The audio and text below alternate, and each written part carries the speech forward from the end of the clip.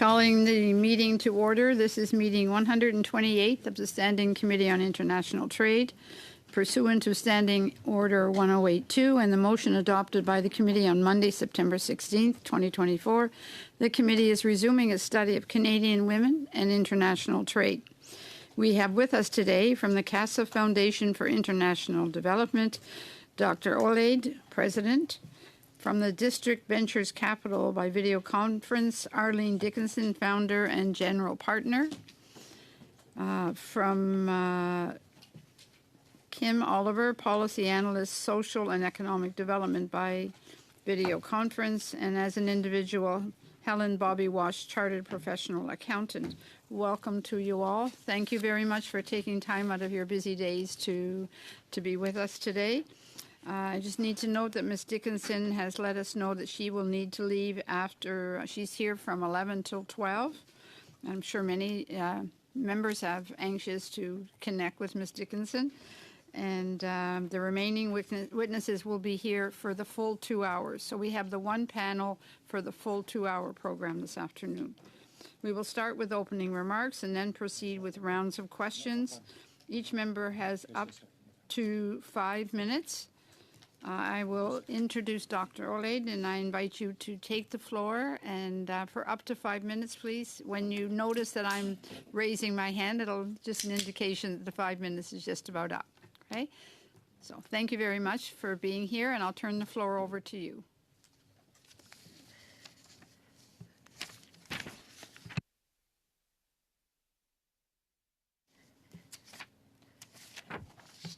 Good morning again, Madam Chair. Good morning again, honorable members of the Standing Committee. My name is Olutoyin Oyelade, President of Casa Foundation. It's indeed a real privilege, a rare honor, to present my ideas to your esteemed committee this morning on the Women Entrepreneurship Strategy and how it has supported women in trade.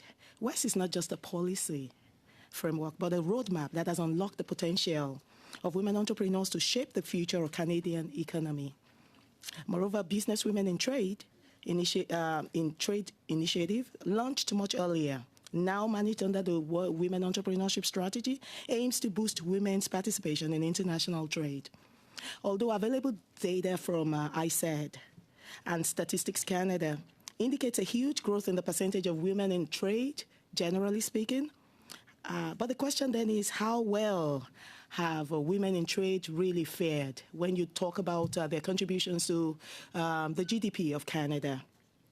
Available data from ISED, also from the website on Business Women in Trade, would state between 2021 and 2022 indicates that fewer women play in the international markets when compared to 12.5% participation by their male counterparts in the international markets. And so few women have access to the needed resources. This is general information and it is available generally. However, the question to keep asking ourselves is, how is this measured and how are the indicators put together to factor in mutual benefits? What is beneficial to the country called Canada on one hand, and what are the indicative measures that are put in place to make sure that women actually spearhead their own destiny, their own journey in the international markets? Because women actually do have dreams and choices on one hand. However, half of the time what we hear is the fact that we need to set up quota systems and make sure we allocate this to women and allocate this to them. It is important to do so. But there are other ways to look at it. And I'll be talking about that perhaps during the Q&A session. Situations where you put resources in place to have platforms where women can actually excel, platforms, ecosystem platforms where they can actually have access, direct access to the resources they need, because the information is not readily available as we might assume. And so I am Nigerian, African, and there are the cultural parts of women entrepreneurship in trade globally. There is the culturally informed education that needs to be adopted or factored into the current strategy to make sure that women are also able to do what they need to do in terms of managing and leveraging the resources from the diaspora. So they have their connections before they ever came into a new country. they must be able to leverage that through partnerships, through education that is culturally delivered. And so these are some of the things I aim to talk about today. The broader impact that we're looking at also that I think we should be looking at is having a women endowment fund, for instance, so that even after all the funds has been disbursed to them in bits of 90 days, 2 years, 3 years, what next? After 5,000, what next after 50,000 to help them to scale, to help them to expand, and to help them to connect with clients across the globe. And I think that the Women Endowment Fund might actually be able to do that for us, and I hope I'll get to speak about that again later today. There is the venture lab part of it also that I think we should be talking about. For instance, Casa Foundation had actually put together programs where 5,000 is disbursed to women every 90 days after completing a 10-week program, because we got the needed support from some financial institutions, 5 to 10,000. But the question they keep asking us is, after the initial 5,000, 10,000, we're looking to grow into the international market. So how do we access this? So I see that there's a lot of effort concerted on a lot of the women that are already in business, because they're big, like medium-sized businesses, but a lot of people are not focusing on the lower rung of the ladder. And these are the people that can actually generate for us the needed resources. We're told, again, I allude to Africa, that there's an opportunity, a potential opportunity for 6.6 billion in revenues to be generated by doing business between the Canada-Africa relations. How do we bring women in to take a portion of that and make sure that what they're able to take for us is dovetailing into the Canadian economy? That's the way I think women can contribute to the national economy of Canada. Thank you very much, Madam Chair. Thank you. I stand by them. I think they're straight and they're clear and they're direct for a reason. We have to stand up for what we believe is going to help our nation continue to be competitive and help our entrepreneurs succeed so that our economy can grow. Thank you very much. On to Mr. Sidhu for 6 minutes, please. Yes, thank you, Madam Chair, and thanks to our esteemed witnesses for joining us here today on this very important study. Miss, forgive me if I pronounce your last name incorrectly, Miss Oyelade, am I saying that right? Yes. Okay, so you had mentioned the importance of leveraging diaspora networks to grow business and, of course, maybe perhaps grow trade. And I absolutely agree. Earlier this month at the African Union high-level dialogue, I joined the Prime Minister, Minister Ng, and colleagues to lead a conversation with local leaders who repeatedly mentioned exactly what you have said about the vital links between diaspora communities and what role they can play to strengthen our business relationships. Can you perhaps maybe speak to how we can build on these important links, maybe within, the over 1.2 million African Canadian diaspora, and how women-led businesses can leverage this important link to grow their business and trade? Absolutely. Absolutely. I do believe that as diasporans, African diasporan women, first is the fact that women trade, of course, we know the limitations, family issues, and so on. However, because they also have connections in the not only in the diasporan community, in the home country as immigrants, they are able to easily connect with the groups back in their home countries to facilitate that, just as every woman can. But then the cultural part of it is actually what comes to play here, where people have a responsibility to actually send funds back home. And so that's a cultural thing for Africans generally.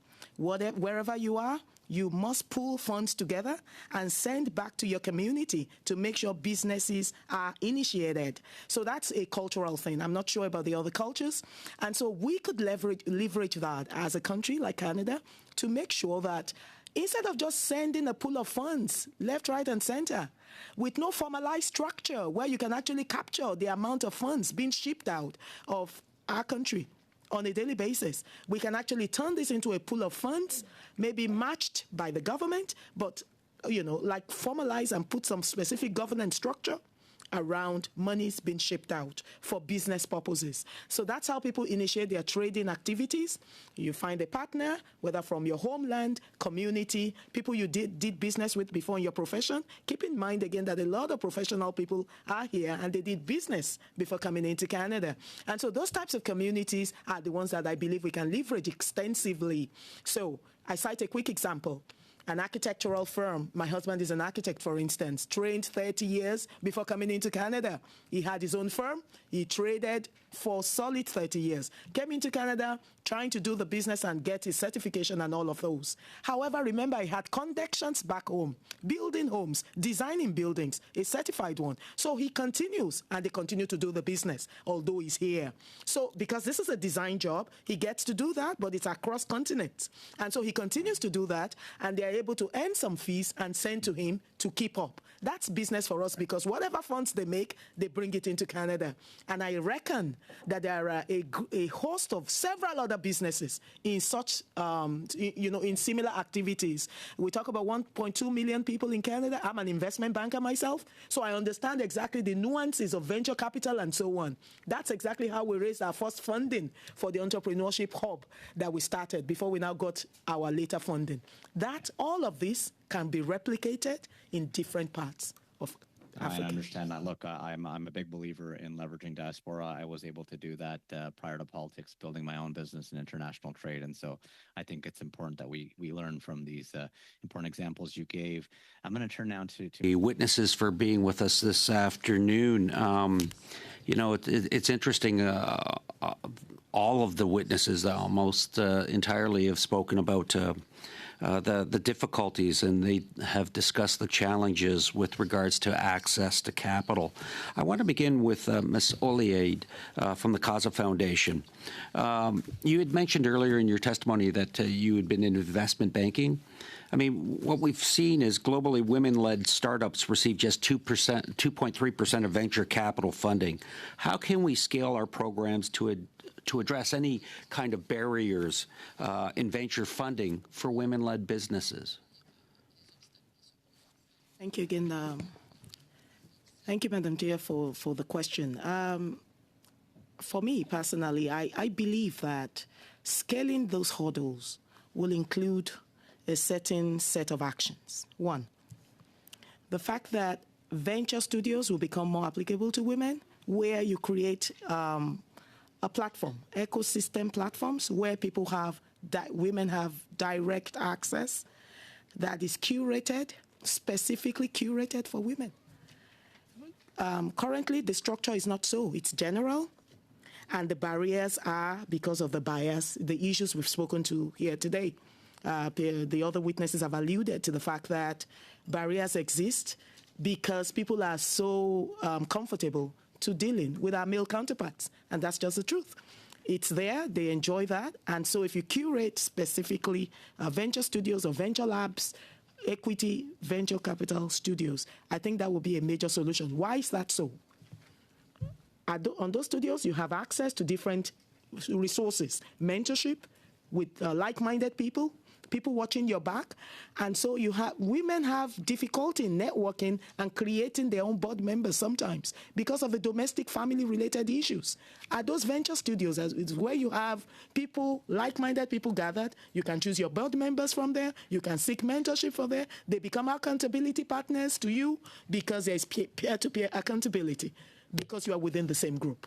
It's easier than when you now mingle with the men. So that would be to your earlier point in your testimony, talking about those ecosystem platforms that need to be created. So if you had a recommendation, would you discuss possibly policy changes that the government could consider to address that venture capital by doing certain issues such as that? Absolutely, I would. It will be an adjustment to the existing policy, perhaps, or the existing strategy that guides the entire operationalization of the women entrepreneurship strategy. And so I talked about creating venture studios, creating perhaps an endowment fund. I'm not sure what you call it in terms of policy. However, those things will go ahead and give some assurance, some comfort level in women who have actually secured initial funding levels to know that their continued sustainability is guaranteed.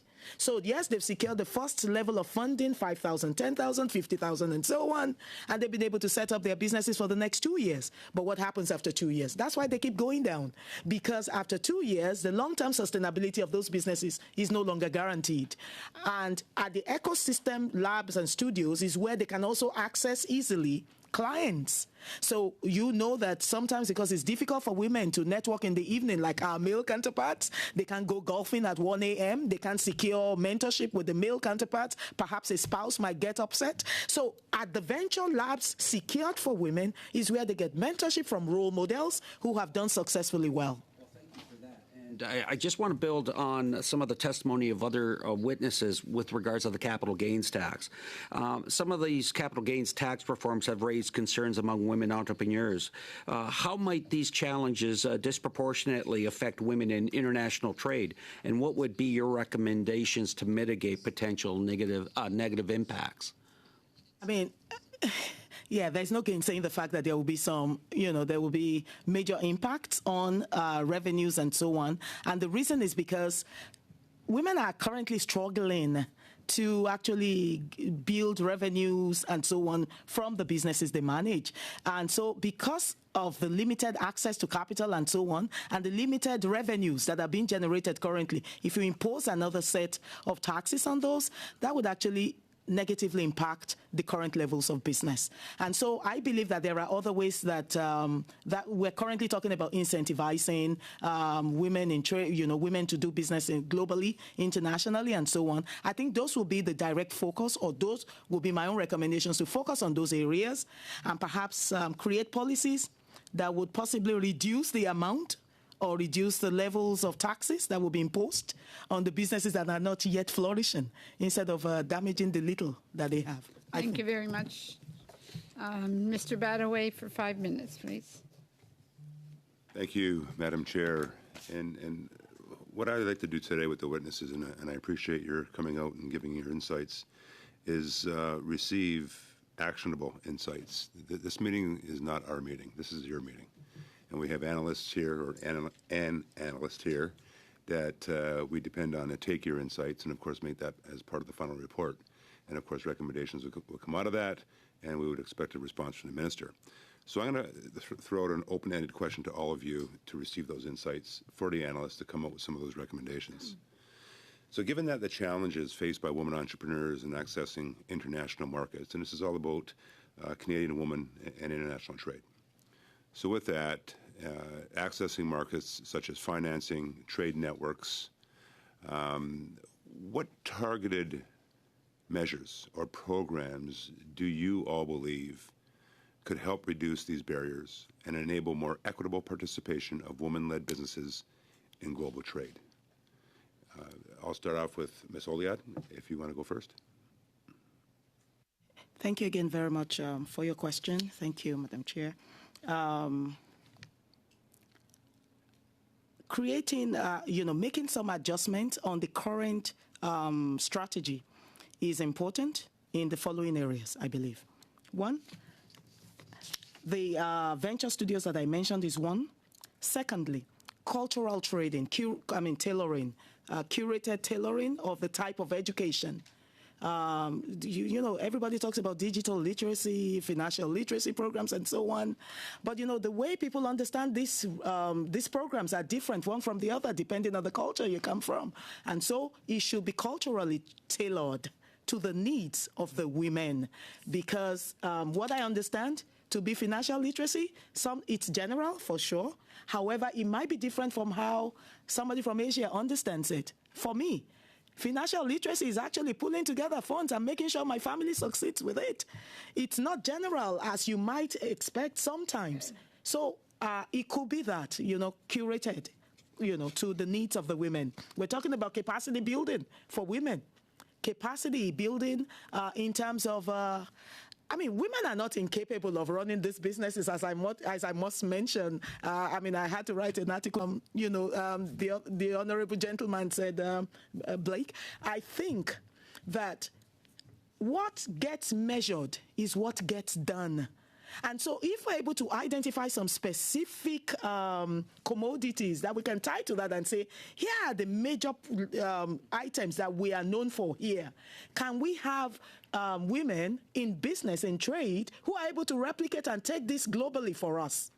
That might also be another way to look at it, alluding to some of the points he made. So I think we should create products specifically and say, these are some of the targets for year 1 to 4.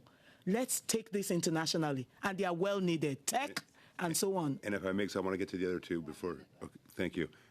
Any more comments that you might have, please send it in to us, because that's exactly what we're looking for, and we can make it as part of your testimony. Even the comments that you send in after the meeting would be part of your testimony as well. Thank you for that.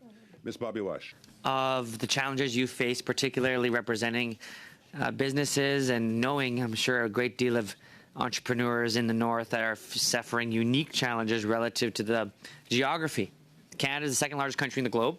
It still surprises me today that we don't have an ability to use the immense wealth we have to create supply chains from the North to other areas, particularly even just other urban centers in Canada, let alone an international output.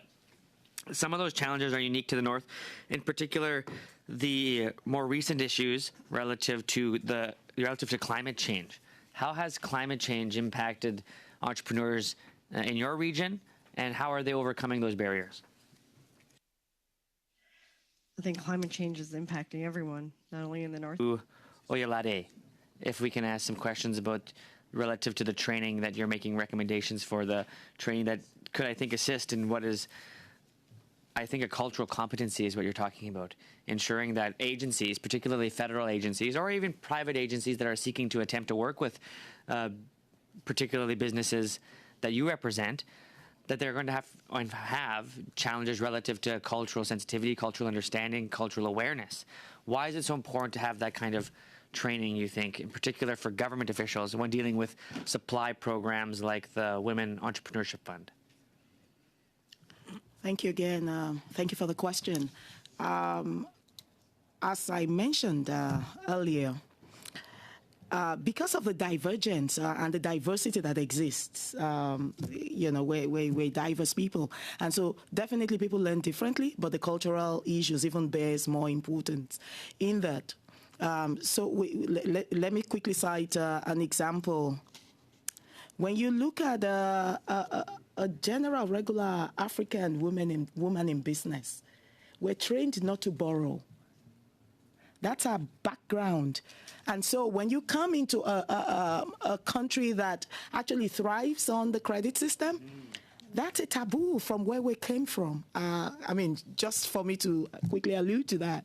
So we take people out. We are trained that we have to build savings over the years. And so that's why ROSCA, schemes like the SUSU, I'm not sure if you've heard about that, they're like cooperatives and so on. That's why it thrives within those systems where you have Asian communities like the Indians, like the Africans. I believe a few cultures that are traditional might understand that. So it's called the SUSU. So if you don't have the money, you go into the community to put it together and borrow from communities. That's why when you have your own funding, you pull it together and send back. Now, I'm not talking about the large-scale businesses that are into the extractive sector and, the medium and very well-established businesses. I'm talking about the small businesses, the medium-scale businesses, because those ones are actually the ones that constitute the engine of any nation. And so if we must build them, we must be mindful of the background. And so we don't go out eating because we're going for dinner or buying clothes with a credit card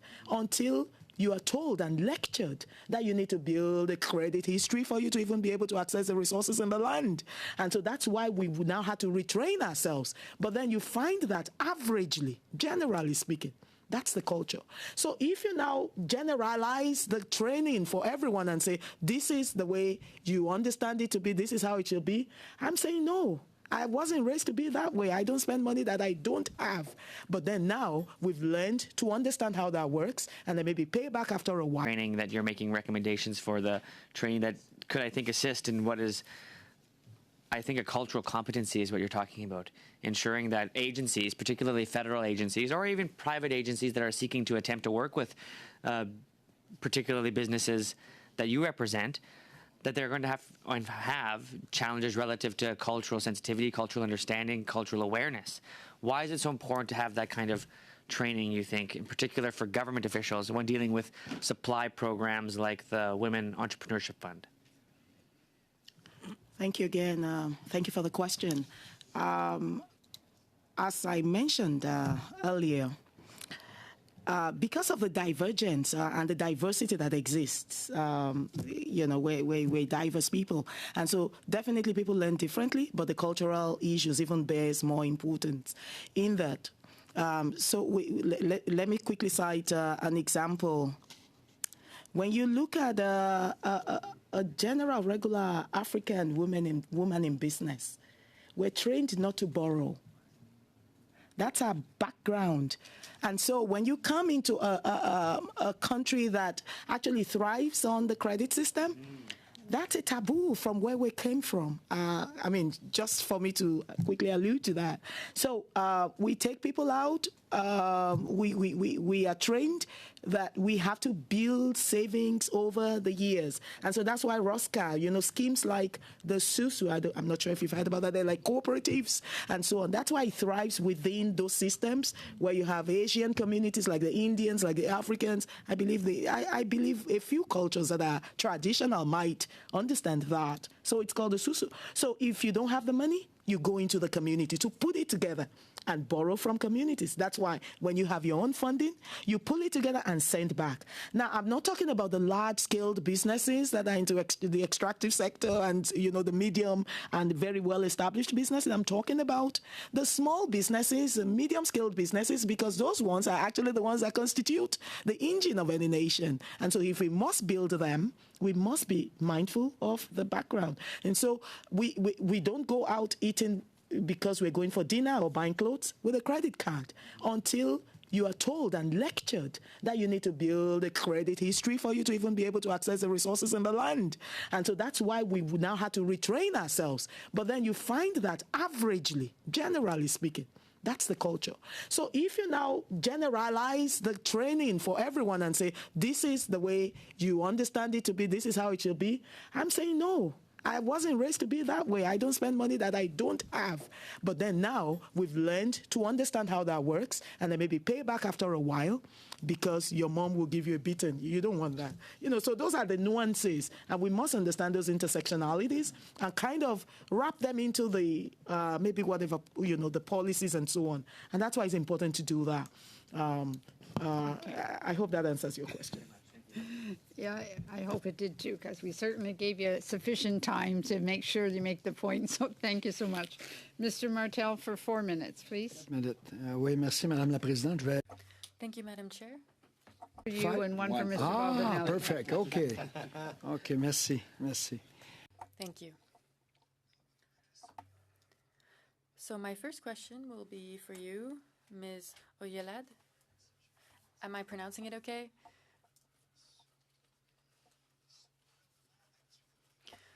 Under the current government,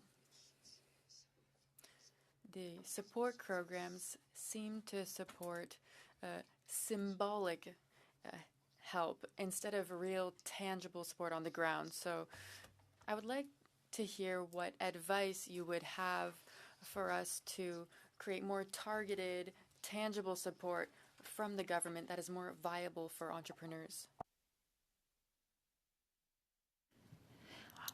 Thank you again for the question. Thank you. I think a balance could be struck between both, whether it's symbolic, whether it's targeted. Targeted is important for economic growth, and so that's really important. I think that my experience from the resources that are available and that we are groups and community ecosystems have been able to tap into, the ones that I manage. I think what I've seen is the fact that we've seen a lot of resources released and a few people, I think it's the information part of it, the availability, the access to some of the resources. Some of the resources are indeed available. The issue is I'm not sure, I'm not certain if everyone has access to those resources because of the available information, because they are aware and so on. So that's one part of it. I think when you talk about targeted resources or targeted support, I think that for the women entrepreneurship strategy, that has really helped. From my own experience, we are not a beneficiary of such support. However, I do know a few groups that have reached out to us to say this is available through the Women Entrepreneurship Loan Fund and so on. The issue, though, is we're not able to quantify. We have the data, or is readily accessible, the ones that are in Canada. Globally, women in trade, I'm not sure that there is ample data for us to measure how well people are doing. So we keep banding the percentages. Oh, so there's 16.8% of women in business, 10% are exporting now from Canada. How is that when you compare it to what used to happen before the strategy started? I think those are the balances we need to strike.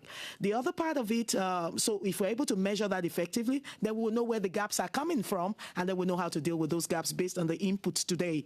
The other part is targeted. I think that, I'm Black or BIPOC, and so I know that there are some targeted resources that have been released also to that community of the BIPOC entrepreneurs. That has really helped, I must say, because before now, I never saw those types of targeted resources, and so that has helped. Excusez, Madame Oyelade, c'est parce que... Sorry, I just have another question to ask as well, since we're running out of time. The current government, Canada is continuing to move backwards in international rankings in terms of our competitiveness and innovation. And this particularly affects women-owned companies. In your opinion, has the government compromised the future of women entrepreneurs because of a lack of clarity in terms of its measures for innovation and competitiveness? And what recommendations would you suggest for change? All right. I draw quick analogies between what we're doing in Canada, for instance, and maybe the US and maybe China, for instance. And so I know for sure that if you do a quick comparative analysis, I think you can actually easily say that Canada has been a little timid when it comes to how we push women internationally. We could say that. But that's just one part of the fact, because from some of the other information and data, perhaps, that we're beginning to read now, it would appear that some new measures are being taken to push that in the international space. I do know, for instance, that when you look at the Chinese government and the stake they took in building several centers across Africa, because I'm originally from there, from Ghana to Nigeria and so on, they took what you call a deal called oil for land. Construction for land, rail lines and so on, took large amounts of land and started building incubators and so on across parts of there. We would have assumed that that would be a step that should be taken, but Canada is a little conservative, so that needs to change. However, the current structure, we might ride on top of that, because there's already a structure. There are already policies in place and strategies in place that we can build upon and go into those areas. Thank you very much.